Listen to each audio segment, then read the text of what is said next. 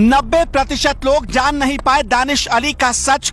खाते हिंदुस्तान की हैं लेकिन भारत माता की जय बोलने पर तकलीफ होती है। दूध के धुले नहीं है दानिश अली, असल बात तो अब सामने आ गई। विद्रोही तो मोहरा बन गए, दानिश जो चाहते थे वही गलती कर गए। दानिश अली की गलती, कैमरा क्यों नहीं कर पाया कैद। पीएम पर कह रहे थे हल्की बात, ऐसे ही नहीं सीमा लांघ गए थे रमेश विदुड़ी। कहते हैं कि आप जो देखते हैं आपको लगता है वही सच है। कई बार आपकी आंखें जो नहीं देख पाती असल में सच्चाई उसमें छिपी होती है, और यहाँ भी यही हुआ। संसद में जो आप देख पाए असल में उसकी सच्चाई कुछ और निकली। संसद में कैमरा उस वक्त दानिश अली की तरफ नहीं था क्योंकि सांसद रमेश विदुड़ी बोल रहे थे, इसलिए दानिश अली ने जो कुछ कहा, जो बोल रहे थे वो माइक में कैद तक नहीं हो पाया। लेकिन उनके पास बैठे एक सांसद ने मीडिया में सारी पोल खोल दी। रमेश विदुड़ी को अगर आप भी गुनहगार मानते हैं तो ये रिपोर्ट पूरी जरूर देखिएगा।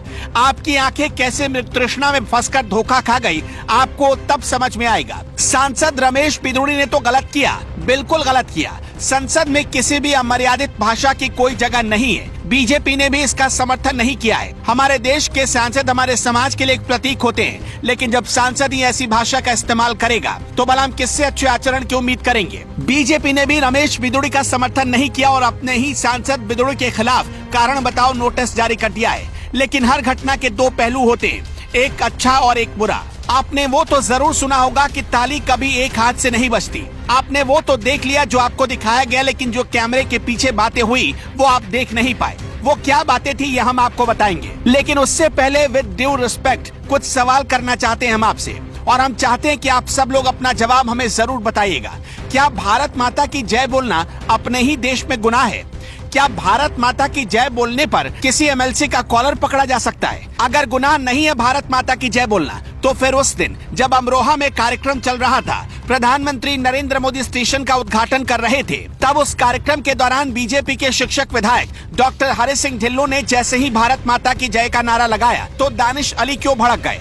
आखिर क्यों भारत माता की जय बोलना दानिश अली को पसंद नहीं आया? और इतना पसंद नहीं आया कि बीजेपी एमएलसी से हाथापाई करने तक चले गए और माइक स्टैंड पर माइक छीनने लगे। आप खुद सोचकर देखिए कि ऐसा विधायक ने क्या कह दिया था। सिर्फ भारत माता की जय का नारा ही तो लगाया था, किसी की मुखालफत नहीं कर रहे थे, किसी का विरोध नहीं हो रहा था, फिर भी दानिश अली को क्यों बुरा लग गया? आगे आप खुद ही समझदार हैं। और ये राहुल गांधी मोहब्बत की कैसी दुकान चलाते हैं भाई? जो स्टालिन हिंदुओं को डेंगू मलेरिया कहता है उसी के साथ बैठकर चाय पीते हैं, और जो दानिश अली भारत माता की जय पर भड़क जाते हैं उसके घर जाकर मोहब्बत की दुकान खोलने चले जाते हैं। खैर, जो शख्स पहिया लगे बैग को फोटो खिंचवाने के लिए सिर पर उठाकर कूली बन सकता है, वो कुछ भी करे तो उसका दूध भात ही बनता है। अब आपको एक बात बहुत ध्यान से समझना चाहिए। संसद के दोनों सदनों की कार्यवाही के कुछ नियम होते हैं। ये नियम क्या कहते हैं? लोकसभा के नियम प्रक्रियाओं के तहत किसी सांसद के निर्धारित समय के बीच टोकना, बैठे बैठे बोलना, रनिंग कमेंट्री करना सजा के दायरे में आता है।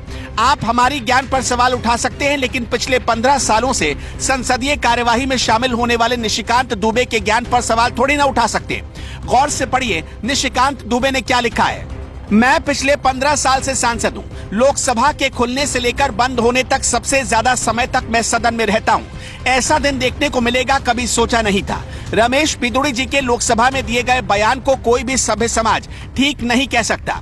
इसकी जितनी निंदा की जाए कम है, लेकिन लोकसभा स्पीकर जी को सांसद दानिश अली के अमर्यादित शब्दों और आचरण की भी जांच करनी चाहिए। निशिकांत दुबे उस समय वही कार्यवाही के बीच बैठे थे। निशिकांत दुबे ने एक एक चीज देखा, सुना, कैसे दानिश अली ने रमेश विदुड़ी को उकसाया था। निशिकांत दुबे ने लोकसभा स्पीकर को एक पत्र भी लिखा है और कहा है कि विदुड़ी के भाषण के दौरान सांसद दानिश अली लगातार रनिंग कमेंट्री कर रहे थे। वो रमेश विदुड़ी को लगातार उकसाने के मकसद से काफी परेशान कर रहे थे, इसलिए उन्होंने इसकी जांच की भी मांग की है। अब आप खुद कमेंट बॉक्स में हमें बताइए, क्या इस मामले में अभी तक सिर्फ एक तरफा कार्रवाई की जा रही है? क्या सांसद दानिश अली को माफ कर दिया जाना चाहिए, और सिर्फ इसलिए माफ कर देना चाहिए क्योंकि वो एक विशेष कौम से आते हैं? यहाँ हम आपको एक बात साफ कर देना चाहते हैं कि हम हर धर्म का पूरा सम्मान करते हैं, लेकिन हमारा मकसद सिर्फ इतना है कि दोनों पहलू आपके सामने आने चाहिए। ऐसा नहीं कि भावनाओं के आधार पर कार्यवाही एक तरफा होनी चाहिए। और हम यहाँ एक और बात फिर से साफ कर देना चाहते हैं कि हम रमेश विदुड़ी का बिल्कुल भी समर्थन नहीं करते। उन्होंने संसद में जो कुछ कहा वो अमर्यादित है।